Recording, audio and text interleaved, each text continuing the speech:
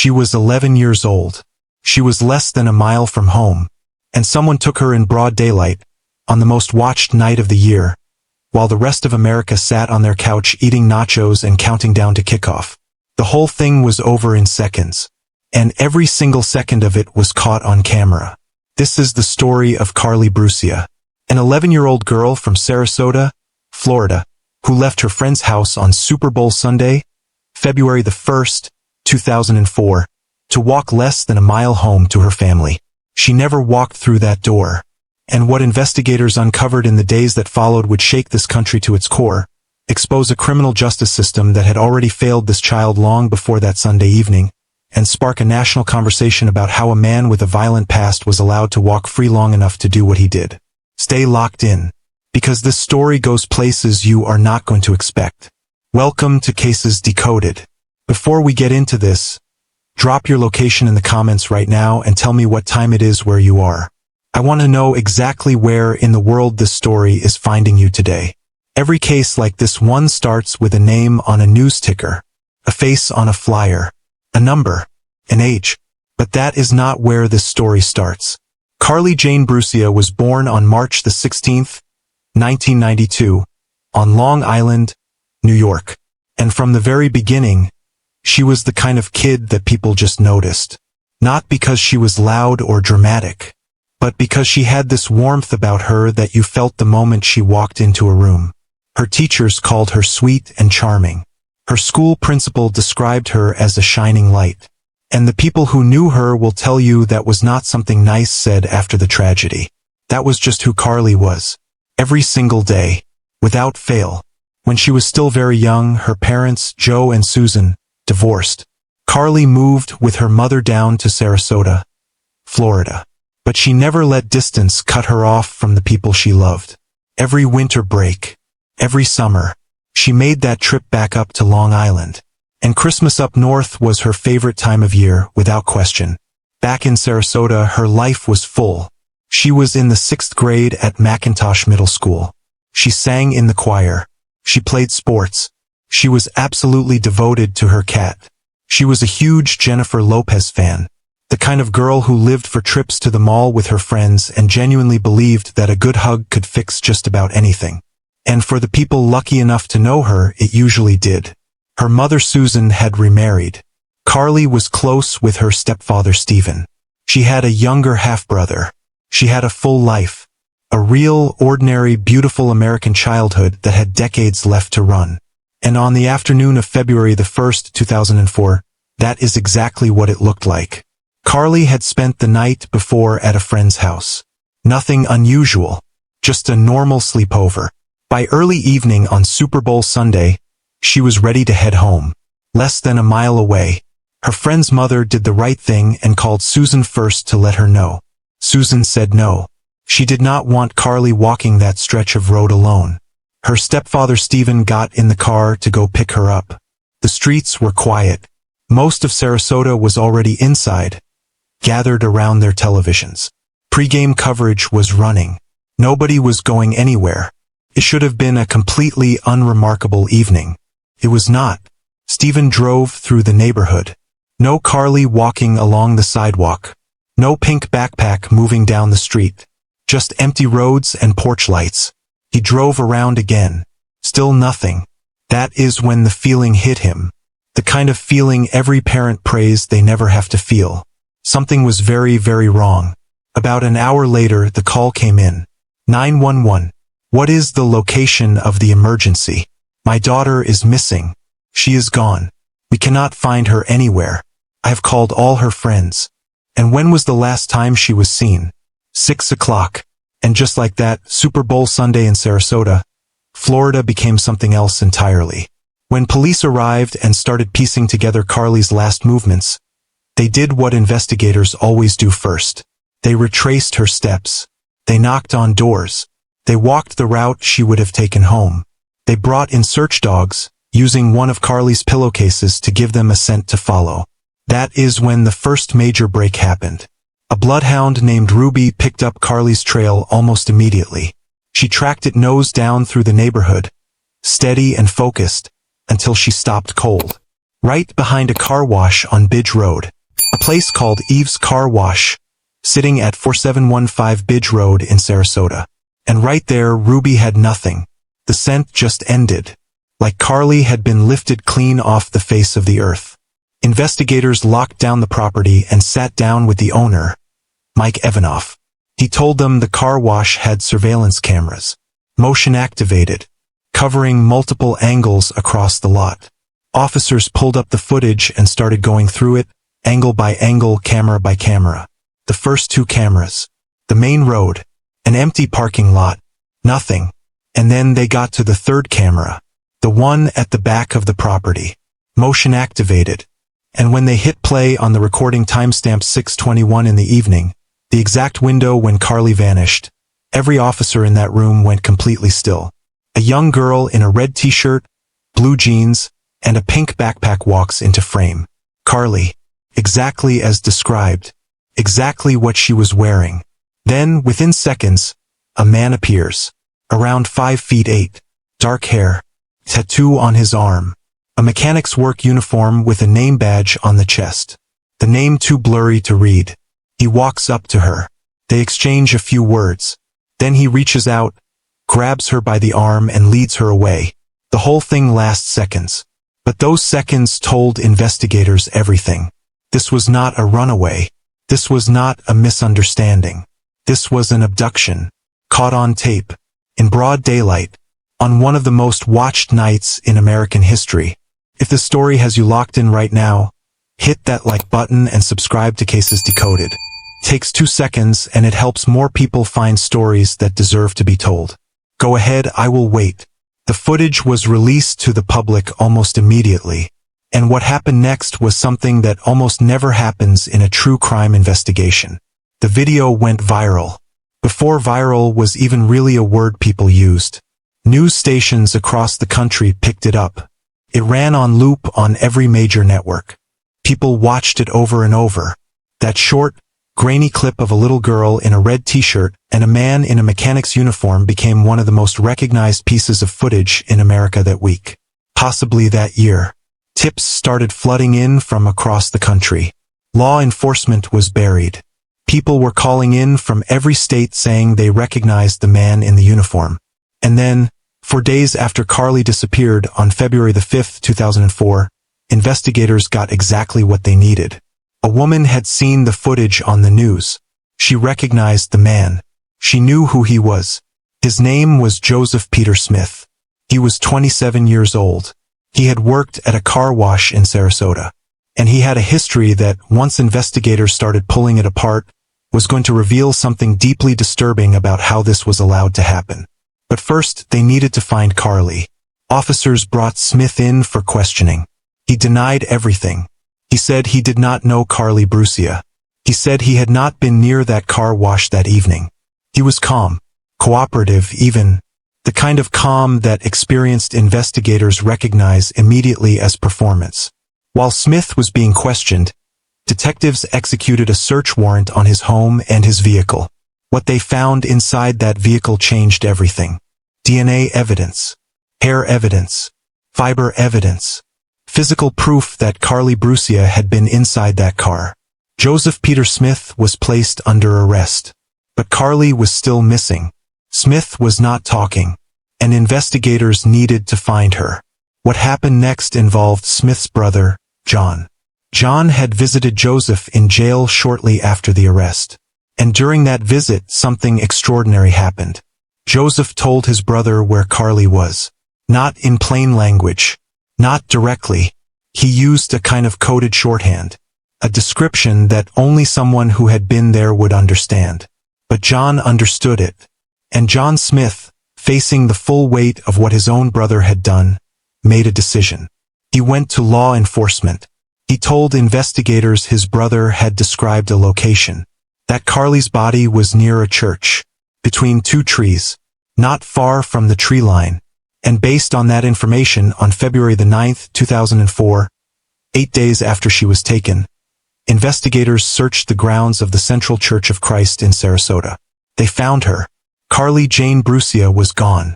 She had been sexually assaulted and strangled. She was 11 years old. The community of Sarasota, which had spent 8 days searching and holding on to hope and refusing to stop, was devastated. The mayor of Sarasota would later call her the child of Sarasota. Thousands of people who had never met her attended vigils outside her home. Banners read, "We love you, Carly." The grief spread far beyond Florida. When prosecutors started building their case against Joseph Peter Smith, what they assembled was not just strong. It was overwhelming.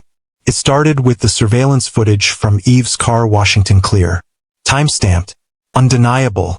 Smith in the mechanic's uniform. Carly in the red t-shirt and the pink backpack. His hand reaching out and grabbing her arm. Seconds. That was all it took. Then came the physical evidence from inside Smith's vehicle. DNA evidence linking Carly directly to that car. Hair analysis. Fiber analysis. The kind of forensic evidence that does not lie and cannot be explained away no matter how good your defense team is. Then came the phone calls. While Smith sat in jail awaiting trial, investigators were monitoring every call he made. And in one of those recorded calls with his own mother, he said something that the prosecution would later play for an entire jury. He told her what happened had been an accident, that he had not meant for it to go the way it did. His mother told him she knew he never would have done it on purpose, that the community was furious, that the governor and the mayor were demanding answers. Then came the letter. From jail, Smith had written a letter to his brother John. On the surface, it read like a normal message, but investigators noticed a pattern buried inside it. Specific words extracted and arranged in a particular order that spelled out something else entirely. Something that pointed directly back to Carly. The letter was decoded. Prosecutors treated what it revealed as a direct admission. And then there was John Smith himself, Joseph's brother, the man who had gone to law enforcement, the man who had stared at what his own family member had done and chosen, however imperfectly and however late, to tell the truth. Now stack all of that together. Surveillance footage, DNA evidence, hair analysis, fiber analysis, a decoded letter from jail, recorded phone call admissions, his brother's testimony, and the fact that the defendant himself had personally directed investigators to the location of Carly's body in the dark. Joseph Peter Smith was out of road, and he knew it. By the time Smith's trial got underway in November of 2005, the Carly Brucia case had been sitting in the American consciousness for nearly 2 years. The surveillance footage had never really gone away. The country had not forgotten. Trial began on November the 7th, 2005. The jury seated consisted of 8 women and 4 men. And from the moment opening statements began, it was clear this was not going to be a case built on reasonable doubt. This was going to be built on an avalanche. Prosecutor Deborah Rivari laid it out methodically and without drama. The surveillance footage, the DNA, the fibers, the hair, the coded letter, the recorded phone calls, the fact that Smith had personally guided investigators to Carly's body in the dark. She did not need to dress any of it up. The facts spoke for themselves at a volume no courtroom speech could match. The defense did what defense attorneys are supposed to do. They pushed back on every piece of evidence they could find a foothold on. They questioned the integrity of the digital footage. They challenged how the jail meeting between Joseph and his brother had been handled. They argued that the confession was indirect and legally compromised. In a system where the burden of proof sits entirely on the prosecution, those arguments deserve to be made. That is how it is supposed to work. But the evidence was simply too wide and too deep for any of it to land with the jury. John Smith took the stand, and his testimony was complicated from the start. The judge declared him a hostile witness, which gave the prosecution the right to cross-examine him more aggressively.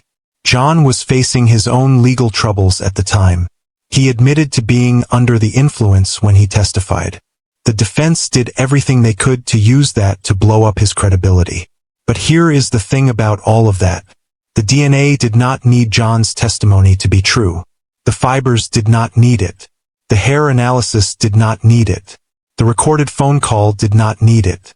You could tear John Smith's credibility apart 6 ways from Sunday, and not one piece of scientific evidence changed.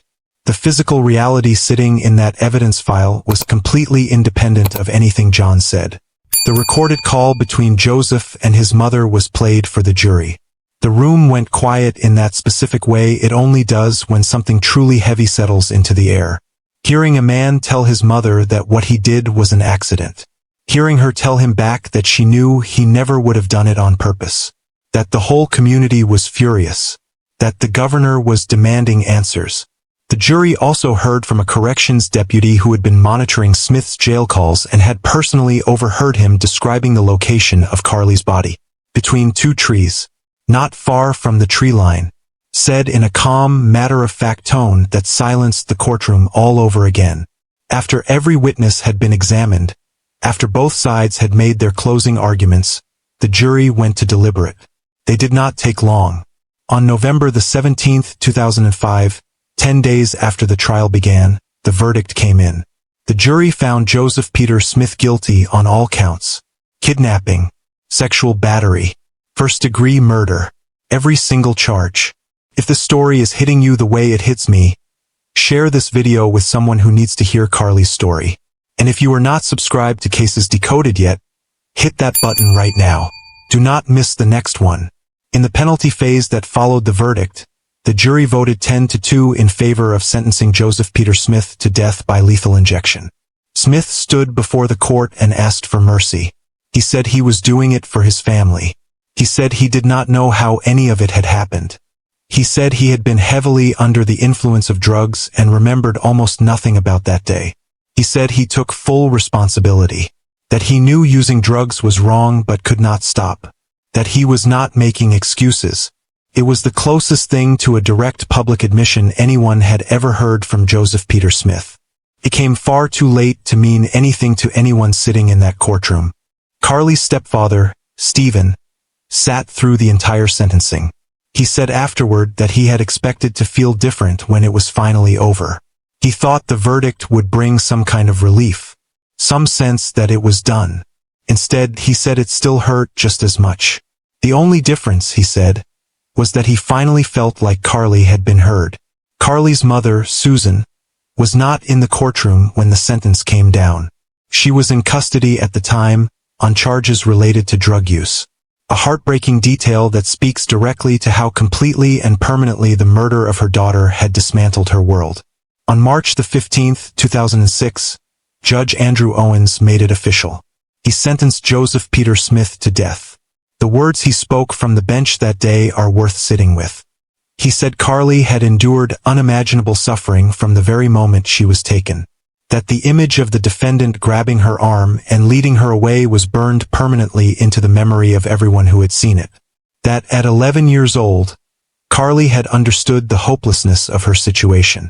That her death was conscious, ruthless, carefully planned, and deliberately carried out. And then he looked directly at Joseph Smith and said, "Through your actions you have forfeited the right to live freely among us.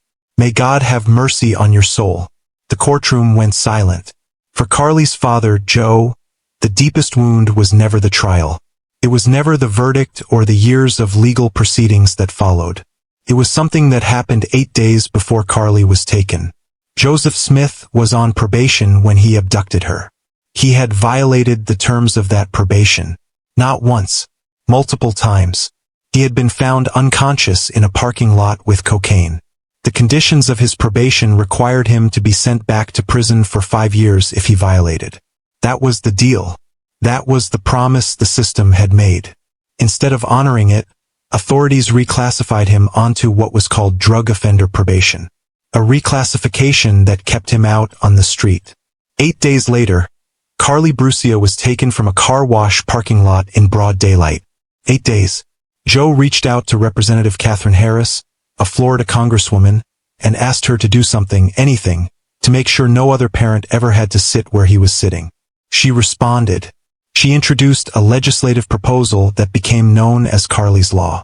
Standing at a press conference, she said they needed to act immediately to protect children from repeat offenders who took the second chances given to them by society and used them to commit new acts of violence. The bill had momentum. It had public support. It had the full weight of what had happened to an 11-year-old girl in Sarasota behind it. But Carly's law was never passed. The main obstacle was cost. The head of the state prison system estimated that reincarcerating people with a criminal history similar to Smith's would cost close to $1 billion. When that number landed on the floor of the legislature, the momentum died. The bill never got a vote. Joe's response was direct. He said he found it deeply offensive that anyone would put a dollar amount on his daughter's life or on the life of any child. Representative Harris promised to reintroduce the bill. That promise was never kept. The bill was never reintroduced. Carly's law quietly disappeared into the machinery of American politics, and it was never heard from again. When Judge Owens handed down that death sentence in March of 2006, most people who had followed this case assumed it was finally over, that Smith would sit on death row, work through his appeals, and eventually face the punishment a jury had unanimously agreed he deserved. That is not what happened. What followed was a legal battle that stretched across 15 years and exposed some of the deepest fault lines in the American justice system. In 2016, the United States Supreme Court ruled in a case called Hurst v. Florida. The court found that Florida's death sentencing system at the time was unconstitutional because it gave too much power to judges rather than juries in making the final call on a death sentence. It was a sweeping decision that affected dozens of death row cases across the state. Joseph Smith's case was among them. In 2018, Smith's death sentence was overturned on the basis of that ruling. After everything, the trial, the verdict, the sentencing, the years of waiting, the legal system found a procedural opening and walked right through it. But the Florida State Attorney's Office was not finished. They pushed back hard. By 2020, after 2 more years of legal back and forth, Smith's death sentence was reinstated. Then nature did what the courts could not. On July the 26th, 2021, 17 years after Carly Brucia was taken from that parking lot, Joseph Peter Smith died inside Union Correctional Institution in Rayford, Florida. He was 55 years old. He died from liver cancer, with some sources citing complications from hepatitis C as well. He died without ever being officially executed. Without ever being strapped to a table in a state facility and receiving the sentence a judge had handed down in that Sarasota courtroom 15 years earlier. Carly's father, Joe, did not mince words when he heard the news. He said he felt relief, that it had been a long time coming, and then he said the system had failed to carry it out, that it was unprofessional and corrupt, and that, in the end, the natural order of things had set it right. After Smith's death, investigators publicly confirmed that he had been considered a suspect in a second murder. The year 2000 killing of a 25-year-old woman named Tara Riley. Her body had been found in a retention pond behind a Walmart in Florida. The case had gone cold years earlier, but a recorded prison phone call had surfaced in which Smith's brother John, who had actually known Tara Riley personally and worked with her, was asked by family members whether investigators had ever questioned Joseph about her. John's answer left no room for interpretation. He told reporters that Tara had rejected Joseph before her death. That, in his view, the humiliation of that rejection had become the motive. He said he was certain his brother was responsible. He said he hoped the case would be solved before Joseph died. It was not. Joseph Smith died without ever being charged in connection with Tara Riley's murder. Her case is officially unsolved to this day. Her family has carried that open wound for over 2 decades. And with Smith gone, the full truth about what he may have done will in all likelihood never be known. These are the parts of true crime stories that headlines do not stay with long enough. The cases inside the cases. The victims who never get the footage or the legislative proposals in their name. The families still sitting in silence, waiting for answers that are never going to come. The damage Joseph Smith caused did not stop with Carly. Her grandmother, by several accounts, simply could not survive the grief. People close to the family said she died of a broken heart. Her grandfather left the United States entirely and moved to Europe, where he later passed away as well.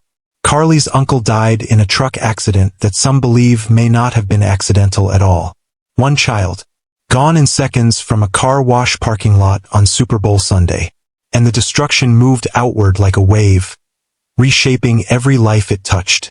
Carly's mother, Susan, spent years carrying the weight of what happened to her daughter.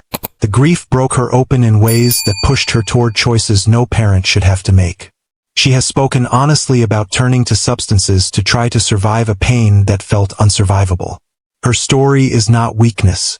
It is the story of a human being handed something no human being is built to carry, doing whatever she could with whatever was left of herself after February 1st, 2004, took everything else away.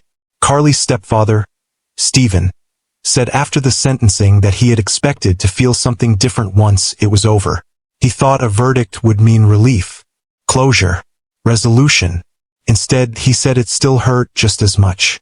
The only difference was that he finally felt like Carly had been heard. That is what justice looks like in the real world, far more often than any of us want to accept. Not resolution, not relief, just the quiet, hard-won feeling that the person you lost was not forgotten, that their name was spoken out loud somewhere that mattered, that somebody was held accountable.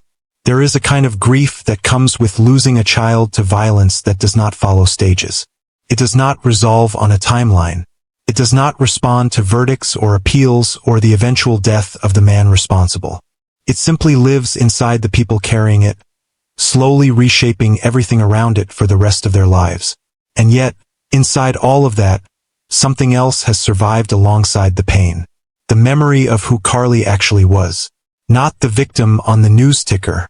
Not the face on the missing child flyer. Not the name attached to a law that never passed. But the real girl. The one who gave everyone she met a hug. The one who sang in the choir and loved her cat and thought that Christmas on Long Island was the greatest thing in the world. Her father, Joe, has said this more than once over the years. That his family talks about Carly all the time. That her photos are all over the house. That she is always in their hearts and always in their thoughts. Not as a case file. Not as a cautionary tale. Not as a symbol of everything the system got wrong. As their daughter, their Carly. The shining light that is still shining, in the only way it can now, through the people who refuse to let it go dark. The mayor of Sarasota called her the child of Sarasota. Thousands of people who had never met her showed up to search for her, to stand outside her home with candles, to lay flowers near the church where her body was found. Her school opened its doors for counseling because the grief was not contained to her family. It spread through an entire city like something in the air. That kind of mourning is rare. It tells you something about who Carly was, that even people who only knew her from a news story felt it instinctively. That this was not just another statistic. That this one was different. That this one hurt. Carly Brucia should have graduated middle school. She should have gone to high school dances, argued about curfews, figured out what music would define her teenage years. She should have worked out what she wanted to do with her life, fallen in and out of love, built something of her own. She was 11 years old. She had barely gotten started. More than 20 years later, a bloodhound named Ruby tracked a little girl sent to the back of a car wash on Bidge Road and stopped. Because the trail ended right there. Because she had been lifted away into a nightmare while the rest of the country watched football. Carly Brucia is still being heard. In the conversations around her father's dinner table. In the photographs covering the walls of his home. In every person in Sarasota who tied a ribbon or held a candle or stood outside a church in the dark because they needed to do something, anything, for a child they had never met but somehow felt they knew. She was that kind of person. Strangers felt it. You cannot manufacture that. You cannot write it into a script or edit it into existence. That was just who Carly was. 11 years old. Choir. Cat she adored. Hugs for everyone. On her way home to watch the Super Bowl with her family on a quiet Sunday evening in Sarasota, Florida. She deserved every single year she never got to live. If the story moved you, if it made you think harder, if it made you angry in the way that demands something actually be done, hold on to that. Drop a comment. Tell me what hit you hardest. Share this video with someone who needs to hear about Carly. And if you are not subscribed to Cases Decoded yet, hit that subscribe button right now. The bell too, so you never miss what comes next. The people in these stories are not just cases. They are not content. They are real human beings who deserved so much more. We will see you in the next one.